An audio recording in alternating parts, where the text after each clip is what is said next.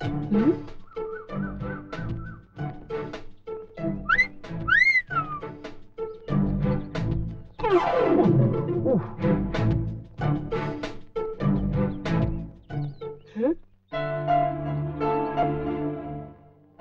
ব্যাগে দিদির ছবি, তাহলে কি এই লোকটাই? ও দাদা, আপনার ব্যাগ পকেট থেকে হড়কে গেছিল। কি যে করেন না আপনি, একটা জিনিসও সামনে রাখতে পারেন না। দেখে নিন সব ঠিক আছে কিনা। ছবিটা কার? আমার স্ত্রীর। রূপসী তো এখনো ফিরলো না।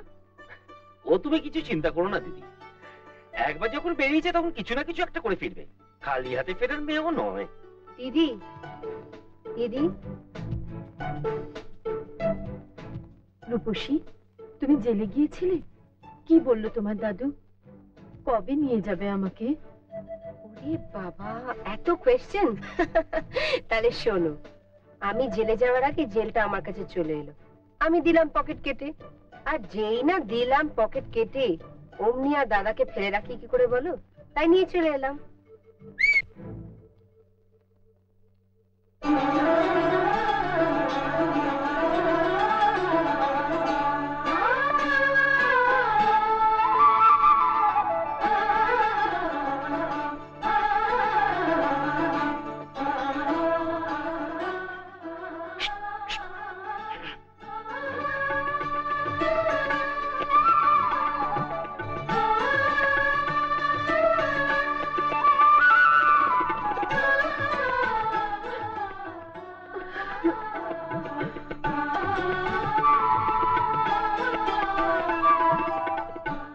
কেমন আছো তুমি? ভালো। আর আমার দিব্য? খুব ভালো। ভালো তো থাকবেই, বৌদি যে পেয়ে গেছে। খাবে এসো, খিদে পেয়েছে তো? খিদে পেয়েছে মানে? পেটে তো আগুন জ্বলছে।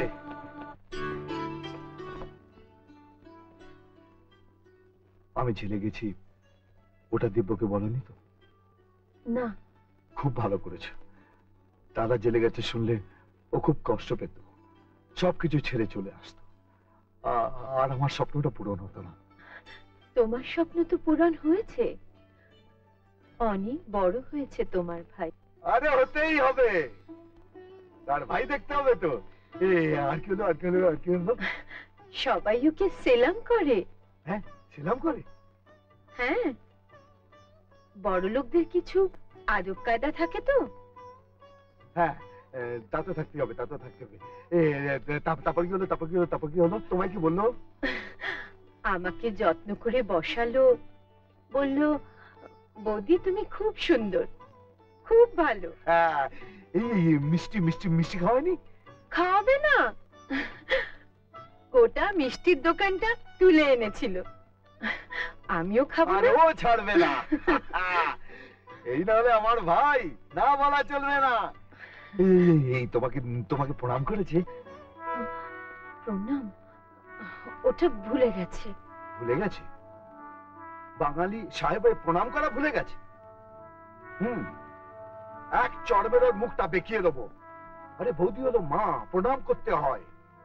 কোথায় কোথায় সেই হতভাগা? এই দিব্য, দিব্য!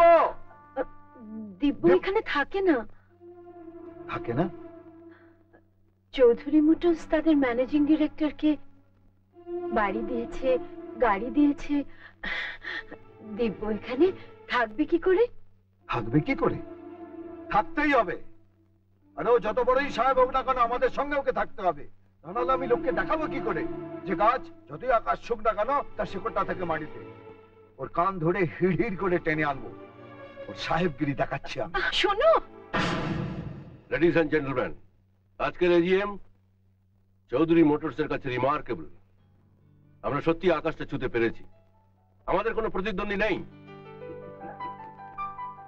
And all credit goes to our new MD, Mr. Dibyendu Roy.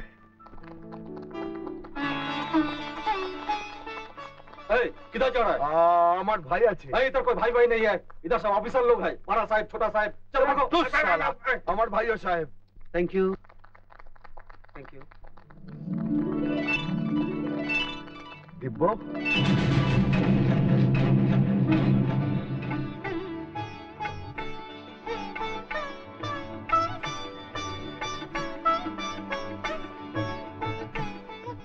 দিব্য? আপনাকে তো ঠিক চিনতে পারলাম না।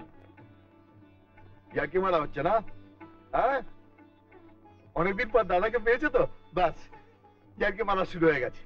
এই এত বড় হয়ে গেছিস, তবু দাদার সঙ্গে ইয়ার্কি মারা গেল না? কি বকটা! ওরে বাবা, তোকে কি লাগছে রে? পাক্কা সাহেবের মতো। দাঁড়া দাঁড়া, তোকে একটু ভালো করে দেখি, ভালো করে দেখি তোকে।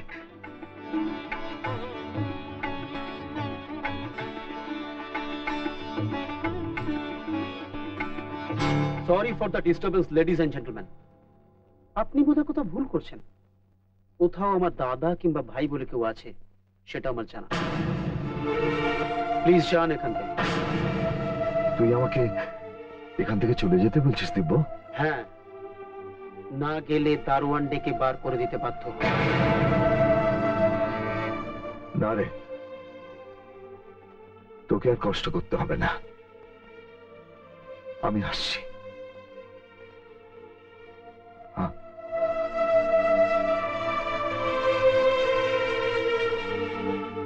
লোকটাকে কিরকম চেনা চেনা লাগছে? হ্যাঁ, বীরপুর স্টেশনের কুলি, ট্রাক পাচারের দায়ে 2 বছর জেল খেটেছে। খবরের কাগজে ছবি বেরিয়েছিল, তাই বোধহয় আপনার চেনা চেনা লাগছে। একে কুলি, তার উপর কয়দিন লেবেল মারা। তার ভাই কিনা চৌধুরী মোটরসের ম্যানেজিং ডিরেক্টর। এটা কিন্তু স্যার শতাব্দীর সেরা ঠাট্টা। এই যে কথায় বলে না, পাগলে কিনা বলে, জেলের ঘানি টেনে টেনে মাথাটা একবার গ্যাস।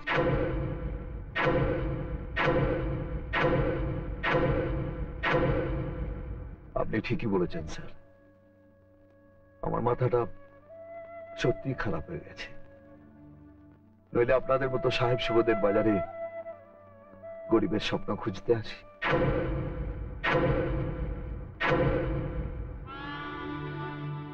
মাফ করবেন স্যার, আপনাকে ঠিক আমার ভাইয়ের মতো দেখতে।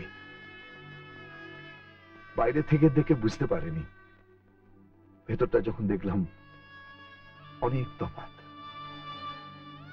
আমার ভাই হলে এতক্ষণে আমার বুকে ঝাঁপিয়ে পড়তো, বলতো, দাদা তুমি কেমন আছো? তুমি জানো না, তোমাকে অনেকদিন না দেখলে আমার খুব কষ্ট হয়। তুমি কিছু খাবে দাদা? আপনি আমার ভাই নন, মাথাটা ঠিক নেই তো?